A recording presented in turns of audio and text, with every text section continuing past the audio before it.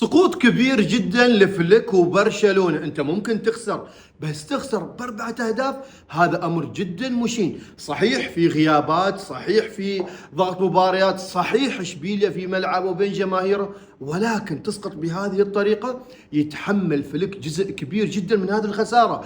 بهذه القناعات ما زال مستمر رغم الغيابات. انت ما عندك قوة هجومية يا فليك، ما زلت تعتمد على الدفاع المتقدم وتعتمد ايضا على مصيدة التسلل. يعني اليوم في الشوط الاول اصلا برشلونة طلعوا بالرأفة بهدفين فقط. في الشوط الثاني اشبيليا لعب على امكانياته وفعلا لعب على برشلونة وسجل ايضا هدفين. مجموعة من النقاط على فليك بعد التوقف الدولي يراجع افكاره ويرجع مرة ثانية. مو دائما مصيدة التسلل راح تفيدك.